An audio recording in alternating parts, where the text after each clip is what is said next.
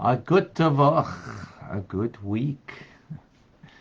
Shavua tov to everybody, and welcome to Tanya today. I'm Rabbi Ronnie Fine, coming to you from Chabad Zich in Kadesh in Montreal, Canada, where it's a privilege and a pleasure to share with you the Tanya.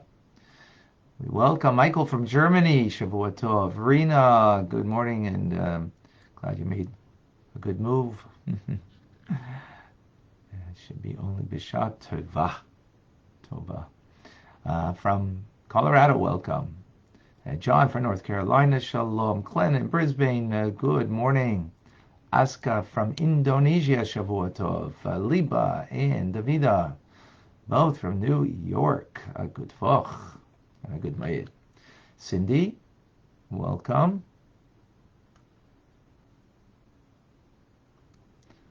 From Kentucky. Who else is with us? TJ from Australia, Shavua Tov, and Trig is with us in Washington. June, also in Australia, welcome. Tuelda, I'm sure I pronounced that wrong. Welcome, shalom. Tony from Costa Rica, good morning. Eugenia is with us in Calgary, and Irma in New Jersey. Diane is in Connecticut, good morning. Tim in Texas. Simcha in Florida. Boker Tov. Miriam in Colorado. Shavua Tov. Stephen is with us in Georgia. Welcome. Rosalind in Florida. Shalom. Welcome. Pamela in, if I remember, Virginia. I think it's Virginia, if I remember correctly. And Julie in Florida. And we have Vilma, Batya, Chana, Andrea, Tim, Benjamin. Okay. And Yenta Telebenta, Avram, Derwin, McCoy, Crystal. Okay.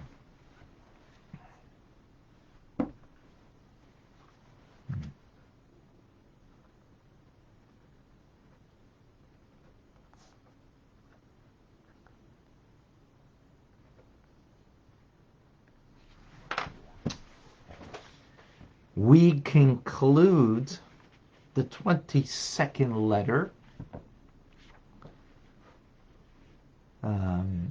Alter Rebbe says, he earnestly asks his esteemed listeners not to cast aside his words, and asks that everybody be upright and walk with integrity as God has made. As it says, Koheles, Ecclesiastics, God made a person upright. Right? You know, their head's on top, then comes the heart, then comes the rest of the body. That's upright in a physical sense. So what does it mean in this instance? What does it mean to be upright? Well, it's like, don't seek the numerous calculations that a person makes.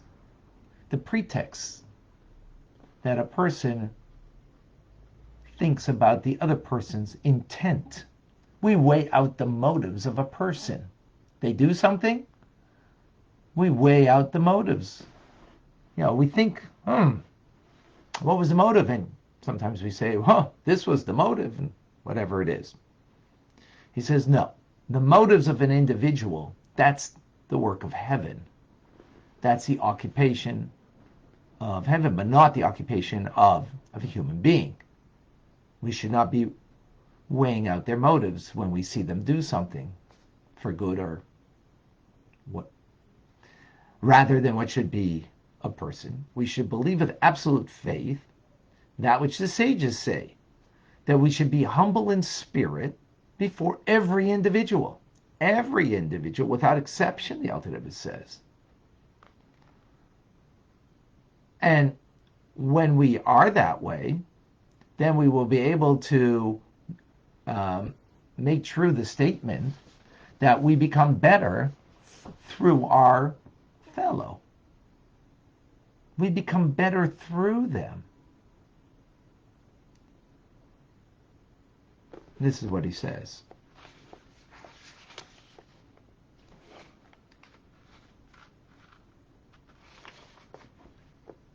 Therefore, as it says in the Torah, Kol ish Yisrael ki ish echad chaverim, all of them, the people of Israel, are associated like one person, one man, meaning just as one person is made up of many limbs, and if there's a separation between a limb, it affects the heart and the issues of life. In other words, the body's not working together as one. One part of the body, is doesn't feel its connection to the rest, so to speak, right? And that causes literal issues. Therefore, by truly being one, that's the metaphor. Now, what is that in this? What is it? How does that play out over here? That if we're truly like one person, the Jewish people, serving God in the heart with prayer in the proper way, that we are truly one. And as he says, from the affirmative, you can also infer the negative. And that is why it says that we should serve God with one purpose, literally one part, as one shoulder, to serve him. Therefore, the Alter Rebbe pleads to the Chassidim, begs, my beloved, my dear ones, I beg of you again and again to exert yourself with heart and soul and firmly implant this in your heart, this love of Abbas Yisrael, of your fellow Jew. Let no one consider in your heart the evil of their fellow. Moreover, if some negative things arises in a person's heart and they think about it in their mind, push it away. Just as you would push away, drive away any idolatrous thought.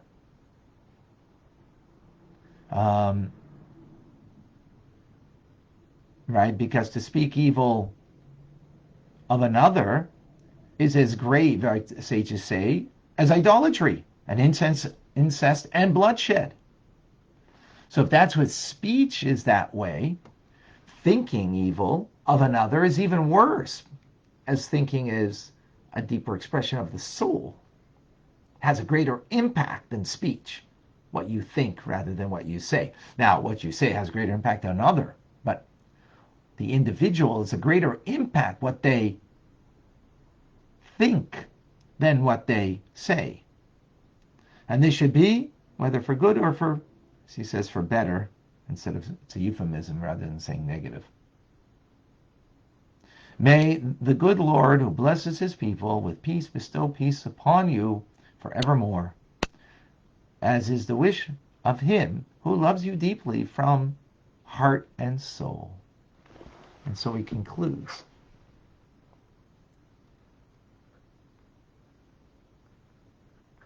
Let's unpack this powerful statements, words over here, really powerful. Let's unpack it. So the human condition is as such, and when you walk into a room with people, what do? Well, let's be honest. What do? You assess other people. You make judgments on other people. That's what we do. Why do we do that? Our insecurities, our desire to feel good. So, if you're a successful businessman and you're walking into a room of other successful businessmen, naturally what you're doing is making some kind of judgment. Oh, I'm greater or lesser than. That's what we do. I'm greater or lesser than. Lesser than, so I feel, maybe not so great. That's natural. We have to, of course, fight that natural sense that we have. And this is what the Alter Rebbe is telling us over here. To be upright, a person of integrity, means that you actually you feel lesser than, because you're humble before all, humble before all people. What does it mean? What does it mean, the humility over here? The humility that you feel that I can gain something from another. I have something to learn from them. I have something to gain from them. And therefore, when you walk into a room, really what you're doing is walking into an engagement not to look good or to feel good about yourself. That's the human condition. Human condition, I want to feel good about me. So walk into a room of, successful people or non-successful people. So I can feel better than them. Right? And we have to be honest with ourselves. That's the natural way that we feel. We want to feel comfortable. So we're walking into a place, new people, right? All people that we already know, we've already made the judgment. We already assessed them. We put them into a box already.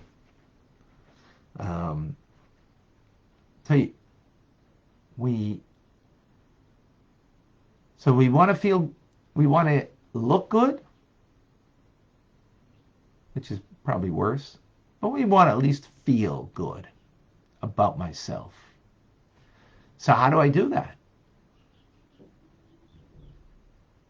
I do that by making an assessment how I am, well, even though this person's much more successful than me, but I've got this, they don't got that, I've got, 10 wonderful kids. They got only 2. Not so wonderful. He's the billionaire, or he's the, the macho guy, the Hollywood guy, whatever. I'm giving exaggerations over here, right? But I think the message we get, I hope. So what does the Alter Rebbe say? No, have absolute faith in the teachings of the Torah, that we should be humble before every person, meaning not to look good, not to feel good, but to become better in this encounter with other people. How do you become better?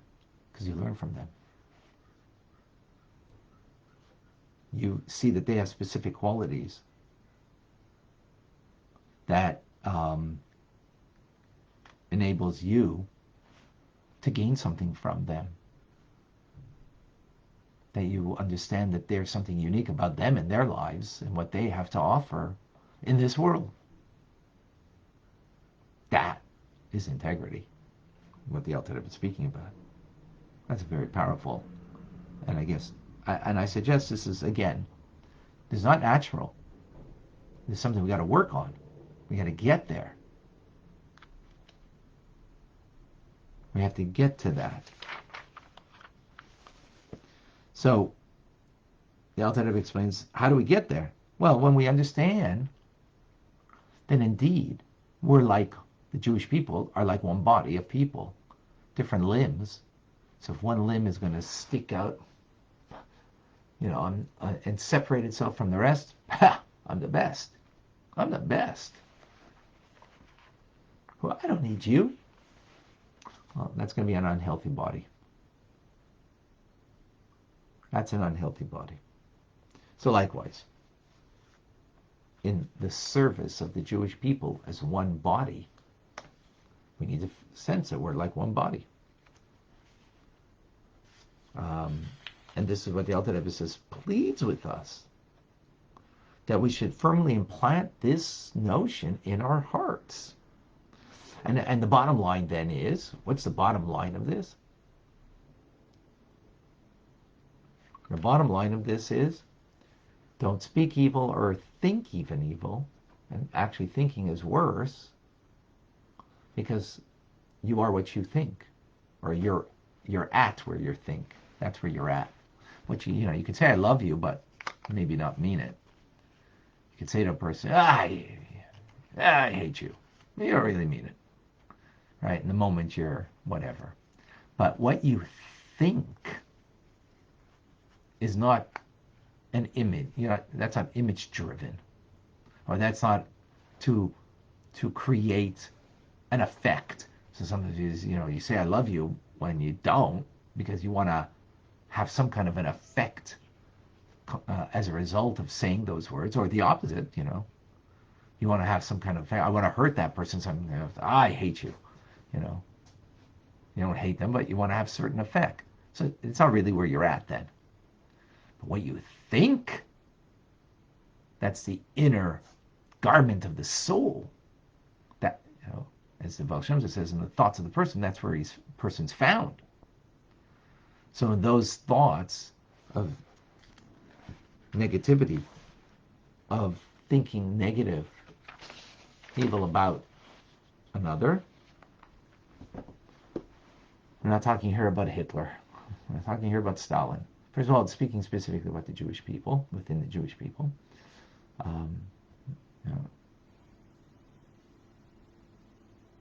So, those negative thoughts come up, push them away, just like you would push away idolatrous thoughts, right?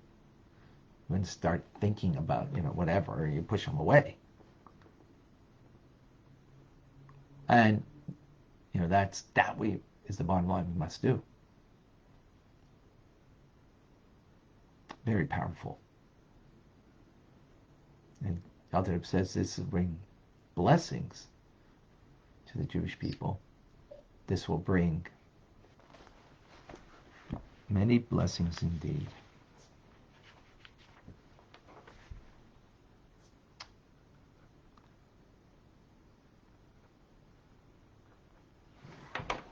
Any questions? Any comments? Any thoughts? See if there's on Facebook any questions. 2 question marks. And then please.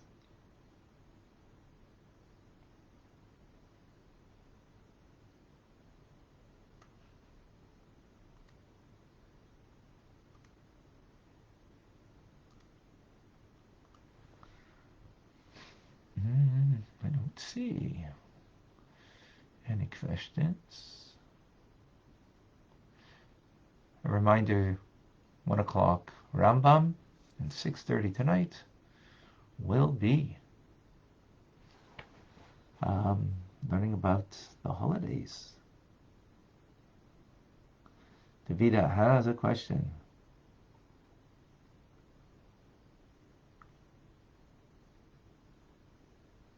Does Hashem judge us the way we think and judge others? Very good, yes. Yes, we are judged based on how we judge others, exactly. So we judge someone, what a guy, look what he did. Or like, oh wow, that must have been a real difficult struggle. Big, big challenge. You're not negative. So yes, how we judge others is what we get judged, exactly. Absolutely.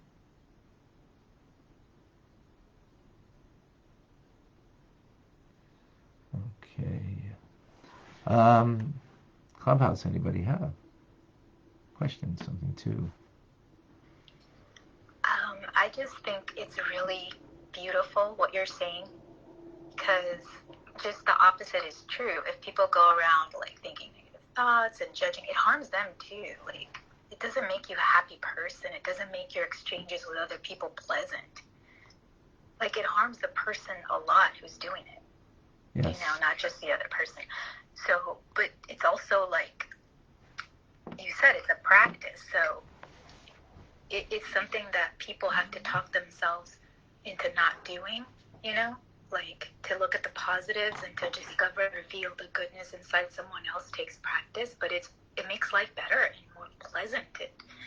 Like, we really don't know what's in another person's mind, but if we assume the positive and look for that, Like, that's game changing.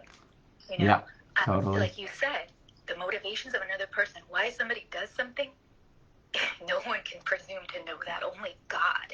I'm sorry, no one's going to know that. Yeah. So why are you even trying?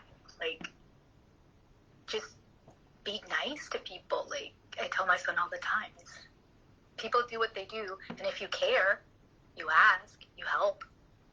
You know, you just be a nice person. Yep, absolutely. Thank you. Okay. Anybody else?